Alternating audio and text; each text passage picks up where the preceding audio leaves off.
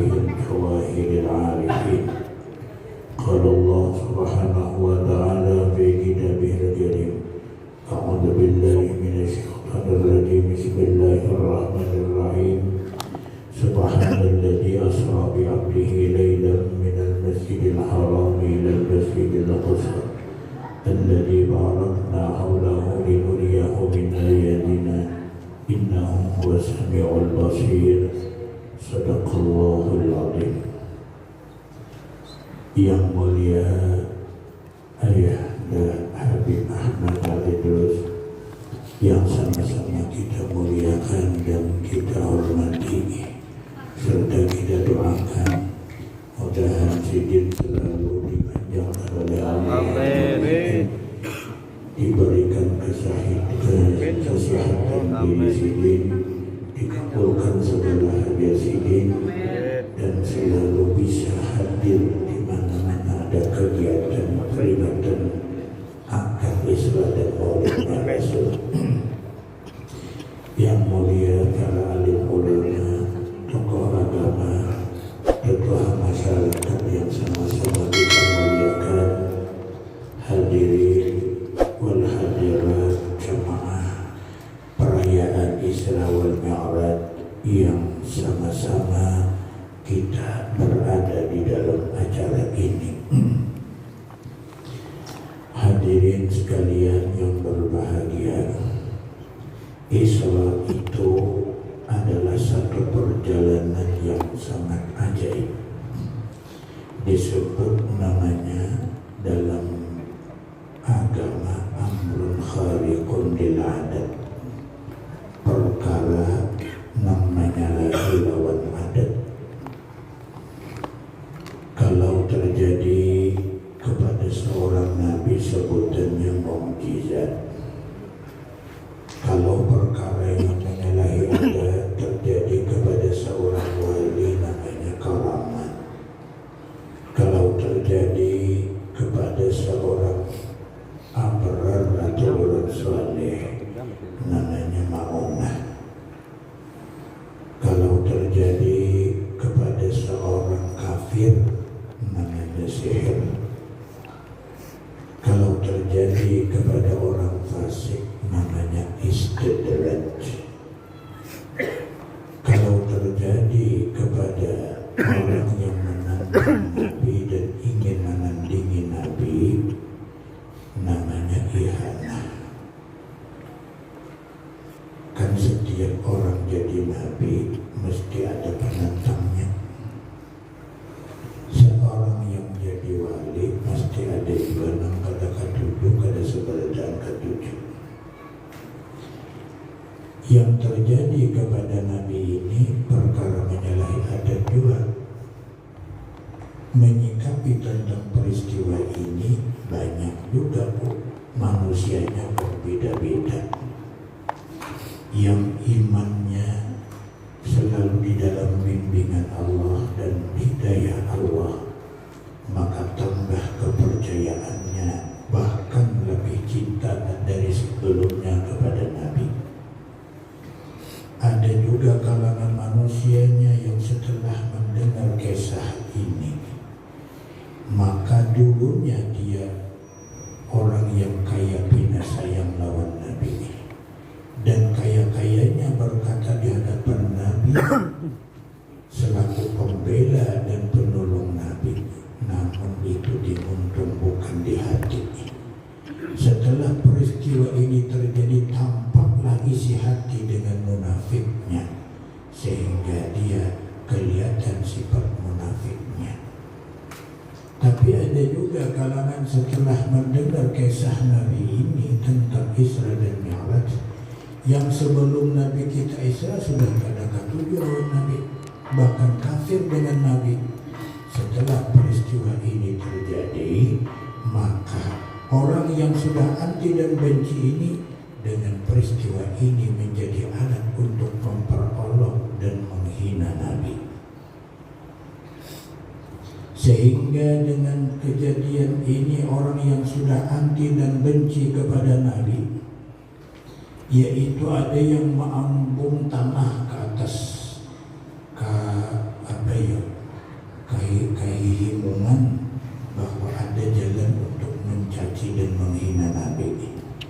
Dikiranya dari sekian banyak yang diceritakan oleh Nabi itu semuanya yang tidak ada masuk akal, kawan dijadikan alasan untuk supaya orang yang sudah beriman tidak percaya lagi dengan Nabi, supaya orang yang yakin kepada Nabi akan berubah, dia akan benci kepada Nabi.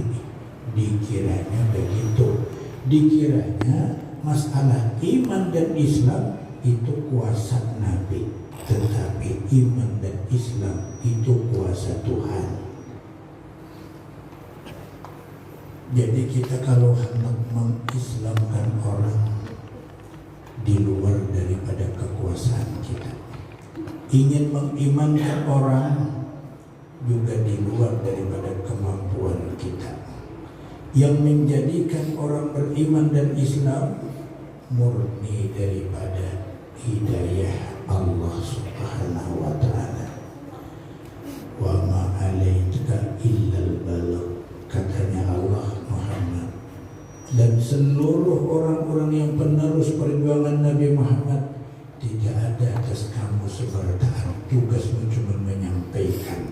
Untuk mengimankan orang dan mengislamkan orang itu tergantung dengan kehendak dan ketentuan Tuhan. Jadi kadang kekuatan kita. Coba kalau kita pikir-pikir seperti Musa Samiri, kurang apa dia? Kurang apa dia? Yang menjadi guru mendidik dia adalah Jibril. Tetapi karena Allah tidak memberi iman dan Islam, Musa Samiri jadi orang mukmin lah. Bahkan jadi orang penentang Nabi Musa. Coba kita pikir juga, Nabi Musa alaihi salam, beliau hidup di tangan Fir'aun, didikan Fir'aun. Fir'aunnya bukan orang mukmin, bukan orang muslim, tetapi ngaku jadi Tuhan.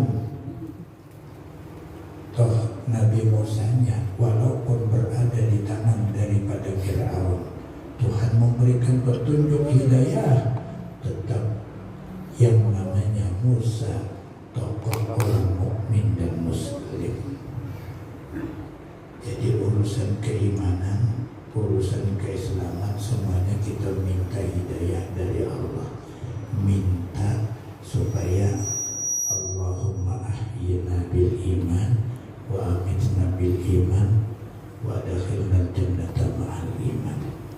Ya Allah, beri kami hidup ini dengan iman, matinya kami serta iman, dan digiring kepada mahsyar beserta iman, masuk surga pun dengan iman.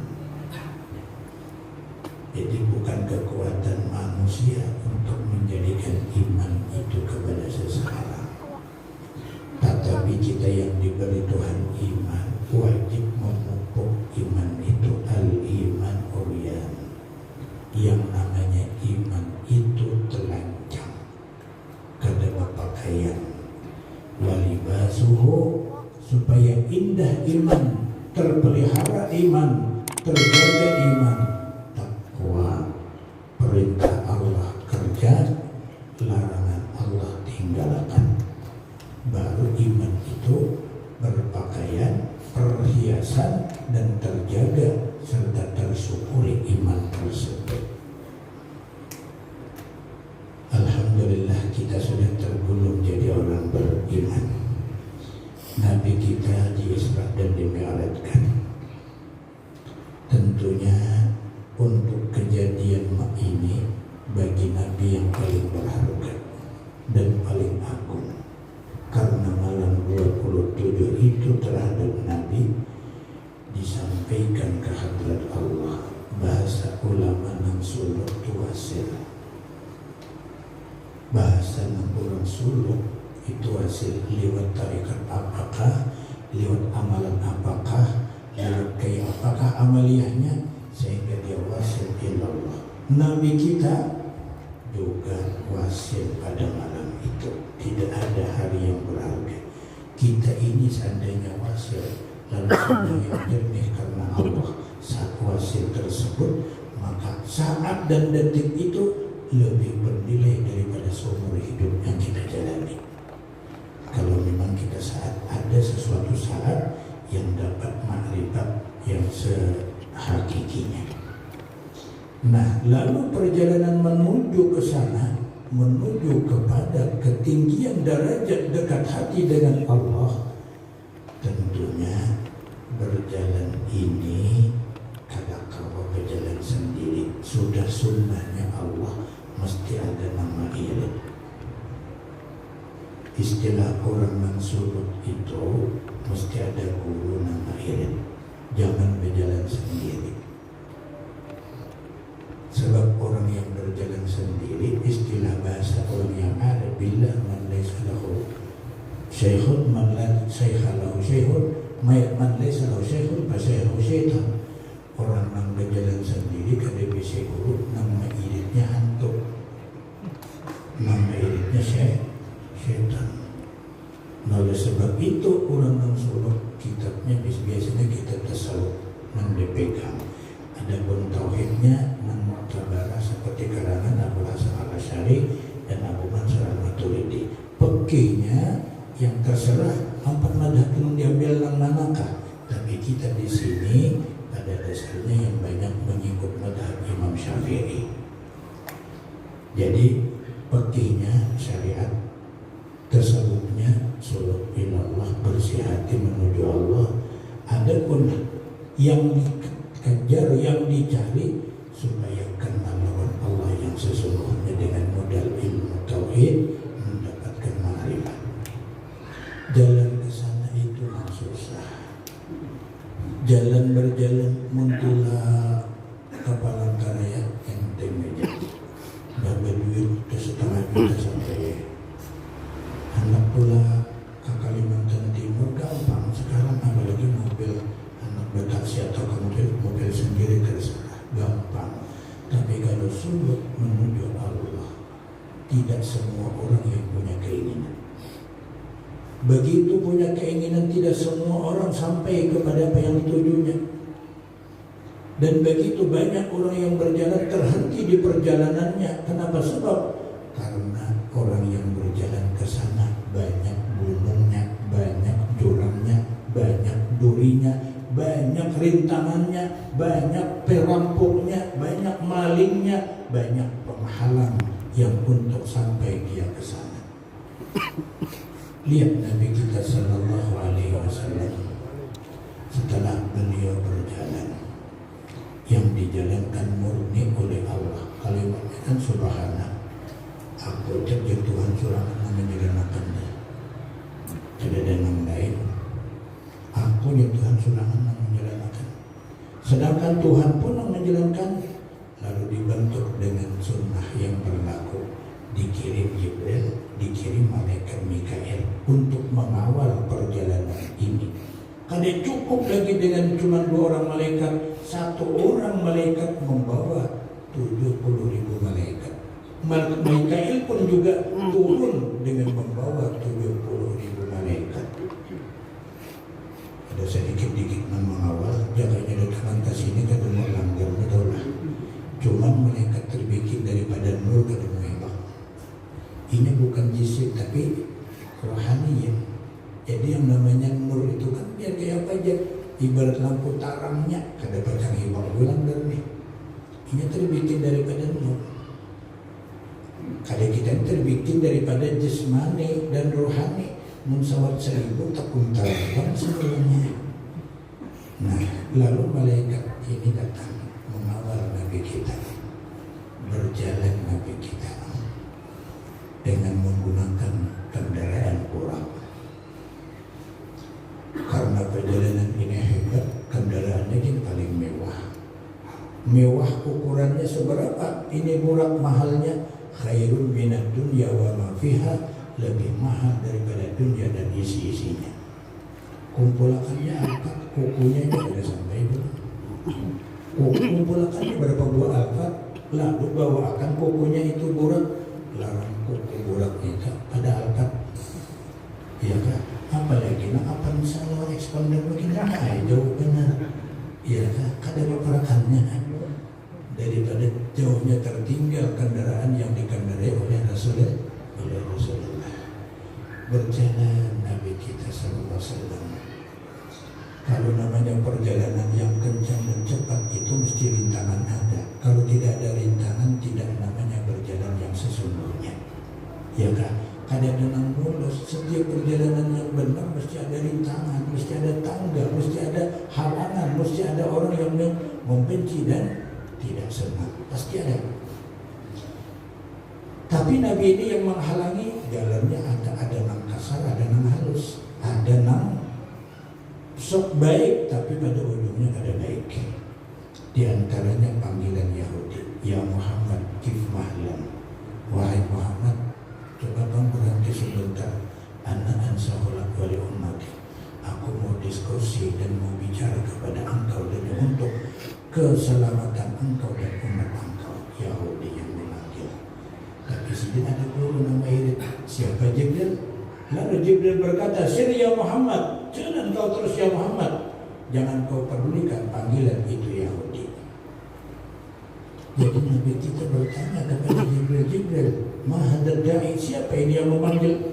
Katanya Jibril, hada da'il Yahud, ini panggilan orang Yahudi ya Muhammad.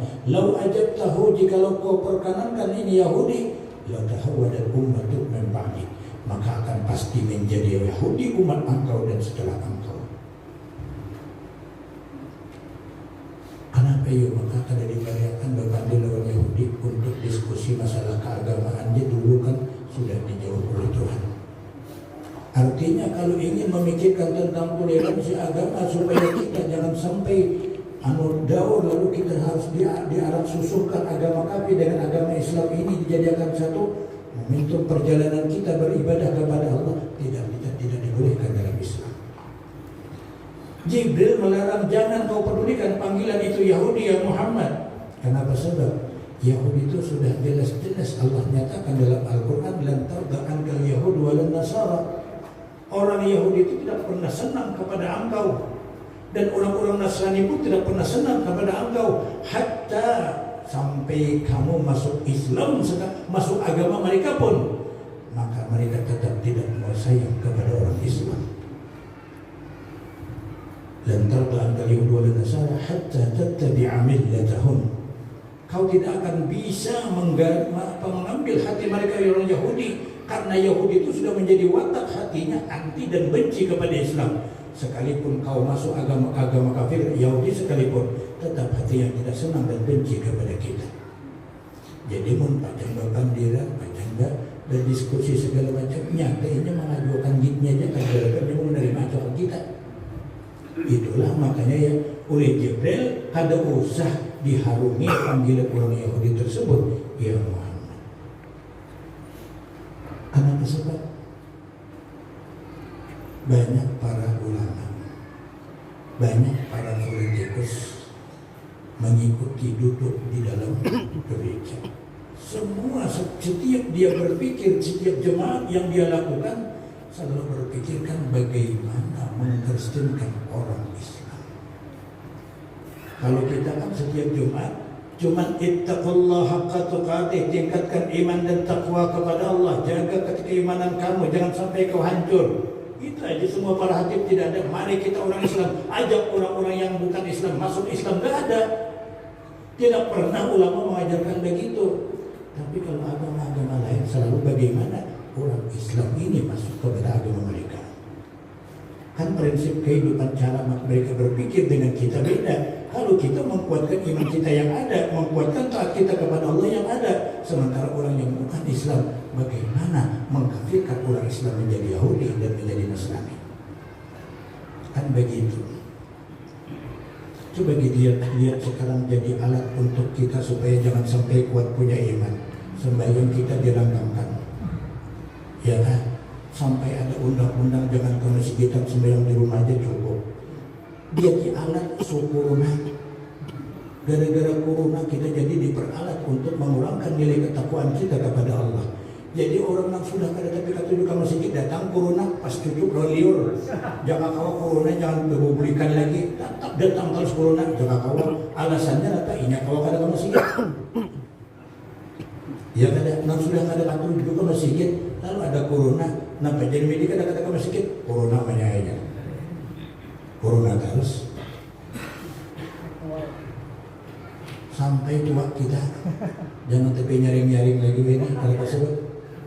Nah, apabila terlalu nyaring, bising dan terganggu telinga orang yang tidak senang dengan kalimat Allahu Akbar. Itu aja. Orang Yahudi itu selalu berpikir bagaimana Islam supaya hancur. Dulu sekitar 10 tahun yang lewat ada seorang habib dari Jawa Timur datang ke Wadawulu. Dengan panjang dia punya kisah. Tonton kisahnya kita ambil. Jalanan dia tadi 45 menit aja. Dan selesai 30 menit ya kan. Habib ini berkisah di kampung kami dulu ada seorang ulama, dia hafal Quran, karismatik, hidup di tengah-tengah kampung kami, dipanuti oleh orang kampung semua. Ilmunya semua ilmu Islam itu di luar kepala semua, alim orangnya. Suatu hari ini orang disuruh menjadi khatib khutbah hari Jumat. Karena memang dia alim, dia pandai dengan seluruh apa yang ada di dalam Islam, hukum-hukum Islam semuanya dalam otaknya. Lalu dia berkhutbah bukan pakai teks lagi, ada teknya lagi, langsung aja hafal. Cukup lumayan panjang belum di atas mimbar khutbah untuk khutbah. Lalu khatib ini turun dari mimbar, ingin menuju ke tempat jadi imam. Sekalinya ada habib yang hilang keseimbangan, lalu memaraki jalawan tuan guru tadi. Memaraki nyurung tangan, dikira nyurung tangan berselamat saja. Tahu tampilnya tuan guru tadi, ditampilnya tertipai bulan tuan guru. Dikira tuan guru tadi nak berselamat, sebenarnya nyurung tangan kenapa menampilin tuan guru. Habib tadi kayaknya hilang keseimbangan, dia kada kau menguasai diri, saking marah dan bencinya kepada itu ulama. Lalu jamaah di masjid itu semuanya menyaksikan dan melihat peristiwa ini. Terjadilah ocehan, terjadilah terhadap Habib ini cemoohan, sampai ada yang ingin melakukan tindakan kekerasan kepada Habib ini. Cuman tak pandang ini Habib udah banyak, di dalam dirinya ada darahnya Rasulullah. Kita jangan sembarangan juga. Cuman ujian yang lain kenapa maka kelakuan itu bayi cucu Nabi Muhammad itu kelakuan kada benar nang ditampilin ini tuan guru lain nang tuan berubah misalnya. Sehari makin memelodak cemoohan, makin sehari makin berkembang gosip-gosip yang tidak benar. Makin hari makin banyak orang yang ngomong ada seorang habib telah menyakiti dan menampilin seorang ulama yang karismatik. Bingung. Akhirnya Habib ini merasa sudah tersingkir di masyarakat, merasa sudah dicemoohkan oleh masyarakat. Banyak orang memandang dengan mata sebelah, tidak ada lagi yang menghormati dan memuliakan kepada dirinya. Kemana dia mengarahkan pemikiran? Ingin meninggalkan kampung halaman, menjauh dari tempat di mana dia berada. Akhirnya Habib ini pergi ke Makkahul Mukarramah, pulang ke Makkah.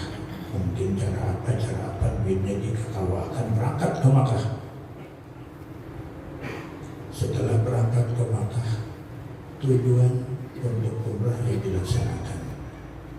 Tapi tujuan awal datang ke rumah Sayyidah Khadijah radhiyallahu anha, ingin mendapat isyarat di sana. Mudahan datukku ini memberikan isyarat untuk apa yang harus aku lakukan. Begini kejadian yang terjadi di diriku. Ada kawan pak, aku ini mana ini disesari banget. Kawan tuan guru bisa bawa kita belumnya. Ada kawan, tapi akibat dan perbuatannya itu orang lalu benci dan murka kepada dia. Minta solusi, minta isyarat kepada Datuk Sayyidah Khadijah radhiyallahu anha. Dia di sana beberapa malam. Akhirnya ketemu jawaban. Sayyidah Khadijah radhiyallahu anha memerintahkan kepada cucunya, kau pulang ke kampung halamanmu sendiri, kau kembali, tidak boleh kemana-mana. Katanya Sayyidah Khadijah radhiyallahu anha sebagai datuk sini. Bingung boleh, kadang diurut orang, boleh, kadang dibenci orang. Mungkin ada kita yang bertindak lebih kasar daripada itu sampai memukul kepadanya. Kemungkinan katanya ada seperti itu nanti. Ini pengorbanan. Tapi yang menyuruhkan pulang kembali ke kampung halaman itu asal datuk sendiri. Dan memang datang ke situ minta isyarat, minta petunjuk gimana yang harus aku lakukan, kemana harus aku pergi atau meninggalkan ini negeri yang aku sayangi. Lalu tetap isyarat datuk ikam boleh ke kampung halaman. Bismillah, boleh ke kampung halaman. Saya sampai kampung halaman, kada burung keluar pada rumah, diam di rumah aja. Tapi kan Jumat kada bawa ke masjid, tetap ke masjid. Apabila ada mendengar orang adhan, kada boleh kita kada ke masjid. Idanu di ahli salati bi yaumil jum'ah fas'au ila dzikrillah wa darul bai'.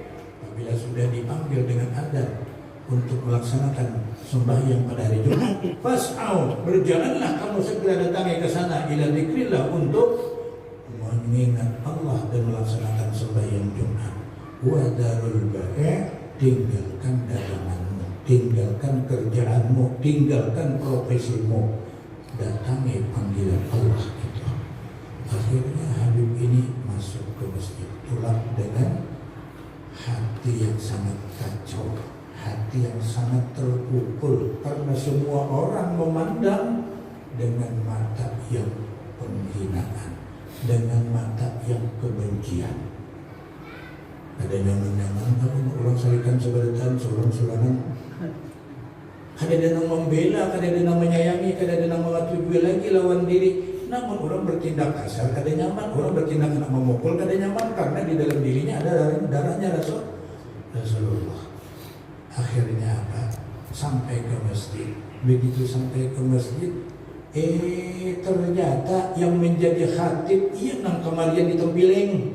Iya, tuan gurunya itu pulang nang naik atas mimbar. Nah, mujar Habib, kayak apa nih mudah musyah kada tahan pulang nanti tanggal apa pulang nanti limbah nih. Timbul di situ apa namanya, semangat kebencian itu lagi ada timbul. Tapi kalau menahan emosi kadang menyakiti. Hatinya kebetulan juga tak tino. Nah, ada pulang hatinya, ada pulang Habib minta musyah, bukan pilihnya pulang dia. Timbul gemetaran takut karena melihat itu Habib punya wibawa dan punya haibah di dirinya, lalu menimbulkan hati tadi terlukan. Karena kebetulan sekalinya si Khatib tadi tulak menjadi hati pada hari itu, rupanya terpedasak, ada sahabat memuruk salawat dalam, langsung aja bertapih, berbaju, pakai bulang ke masjid, salawat dalam tadi yang pakai, salawat culuk tadi salawat muruk, salawat simpang lah ya, salawat apa yang itu, salawat culuk boleh, salawat kantor, di kurang kami nanti salawat jakat.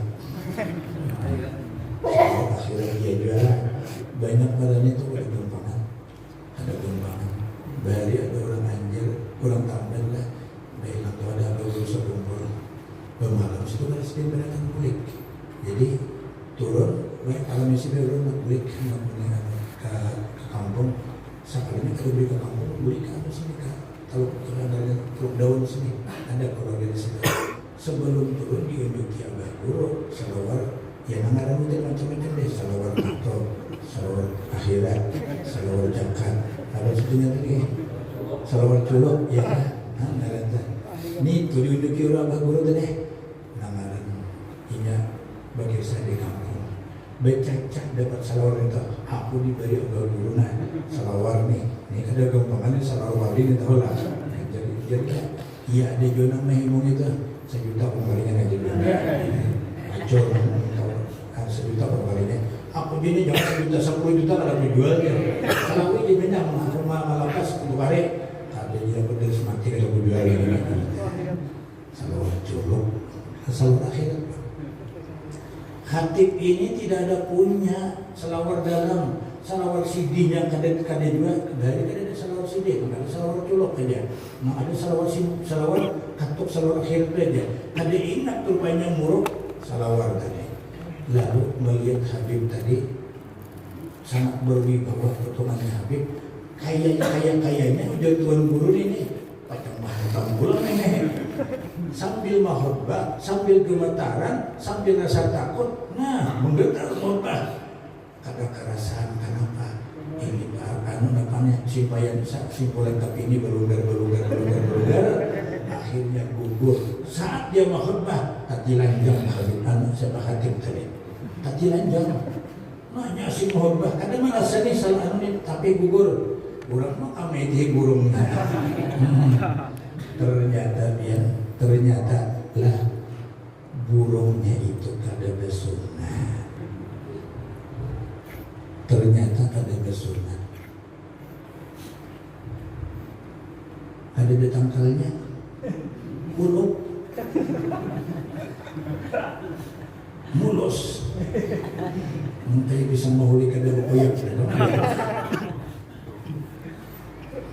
Umumnya kayak bisa menghuli itu atau kayak bisa mentalas namanya. Kadang-kadang menentukan jawabannya. Hatinya tulangnya panjang besar. Barangnya kayak bisa menghuli aja. Harus ganal awak saja tapi barang harus. Ini ada yang bilang terus tulangnya. Bila kadang bejalan awak sekali bisi barang gagal pada bisa mentalas. Rumahnya bubur kabawah daging.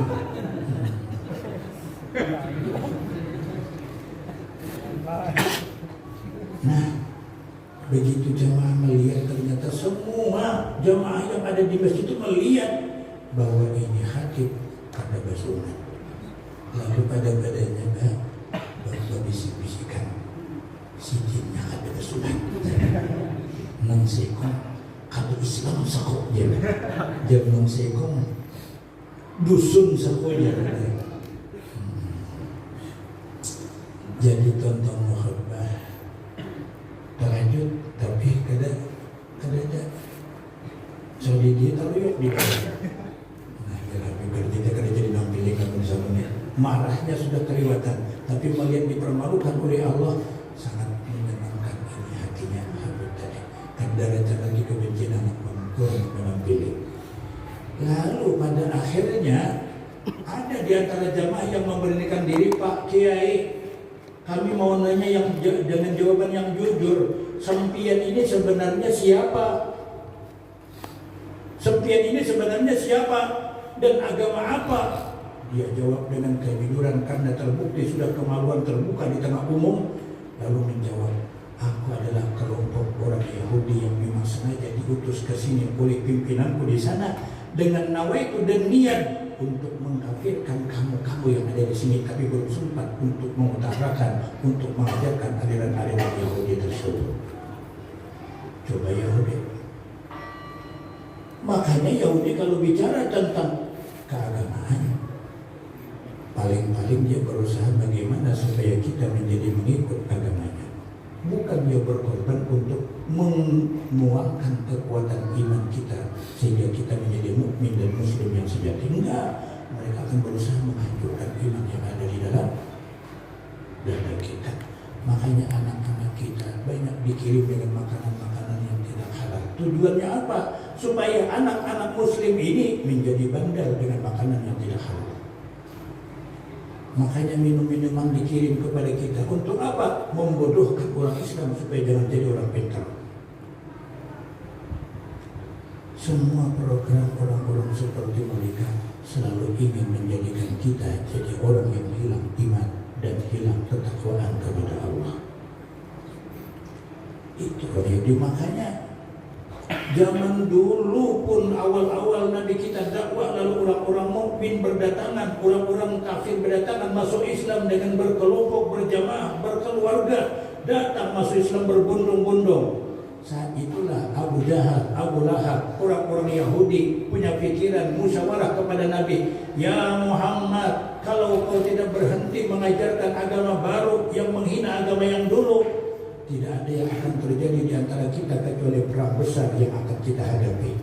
Supaya jangan sampai terjadi ya Muhammad, mari kita pikirkan bersama." Ini nasihat. Mari kita diskusi dengan cara apa? Kau menyembah Tuhan kami 1 minggu, kami menyembah Tuhan kamu 1 minggu, atau kau menyembah Tuhan kami hari Ahad dan kamu menyembah Tuhan, kami menyembah Tuhan kamu hari Jumat. Apa yang Allah jawab dengan tawaran seperti ini? Qul ya ayyuhal kafirun, hai orang-orang yang kafir. Bukan qul ya ayyuhal non muslim, bukan. Qul ya ayyuhal kafirun, la a'budu ma ta'budun, aku tidak akan menyembah apa yang kamu sembah, wala a'budu ma ta'budun, dan aku tidak akan menyembah apa yang kamu sembah. Ujungnya lakum dinukum waliyadin, bagimu tetap amalkan agamamu, bagi kami tetap kami mengamalkan agama kami. Enggak ada toleransi, harus dipersatukan agama cara menyembah Allah. Sampai begitu diskusinya, mengajak supaya masing-masing kamu menyembah Tuhan kami menyembah Tuhan kamu, dengan cara bergiliran.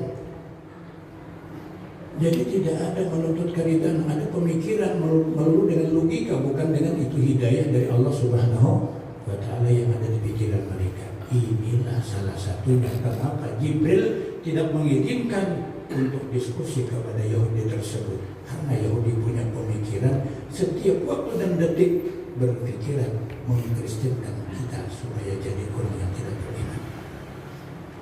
Syria Muhammad la tubal, jalan kau ya Muhammad, jangan pedulikan panggilan orang Yahudi tersebut.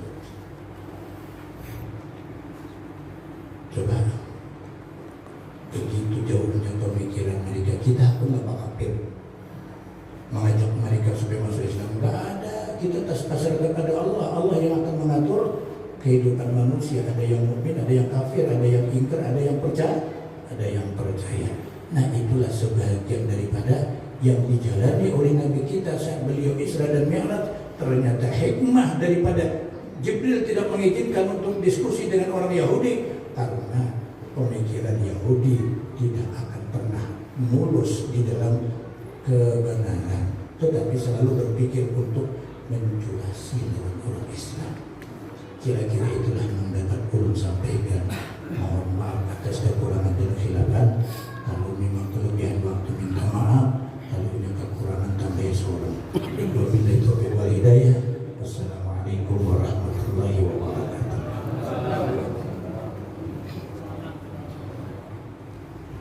Al-Fatihah. Alhamdulillah. Iya kan.